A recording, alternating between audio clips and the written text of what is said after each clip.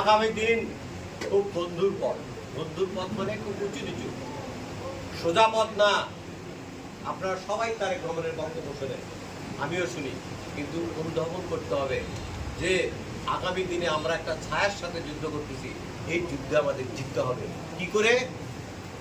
বুদ্ধি দিয়ে, মেধা দিয়ে, আমাদের ব্যবহার দিয়ে, আমাদেরকে জনগণের পাশে গিয়ে দাঁড়াতে হবে এবং আমাদেরকে একটা জিনিস সাপোর্ট করতে হবে। আজকে এখানে যারা আছেন তারাই কিন্তু বিএনপি হত্যা, এনাদের দ্বারাই আগামী দিনে বিএনপি পরিচালিত হবে। তাই আমি একটা কথা অনুরোধ করবো আপনাদের কাছে, যে আমাদের কোনো নেতাকর্মী দ্বারা আগামী দিনে সাধারণ জনগণের কোনো রকম যেন ক্ষতি না হয়। তো চেন অফ কমান্ডের মধ্যে ফিরে এসে তারেক রহমানের নেতৃত্বে আমরা আগামী দিনে সোনার বাংলাদেশ গড়ে তুলব। বেশি বেশি করে তারেক রহমানের বক্তব্য শুনবেন, তার মনের কথাগুলো শুনবেন, সে আসলে কি বলছে। আপনারা আজকে যারা সামনে বসে আছেন, আপনারা পারবেন সাধারণ জনগণের সাথে মিশে এই কথাগুলো বলতে, বলে আমরা যেন আমাদের সাথে যেন জনগণের দ্রুত সৃষ্টি না হয়।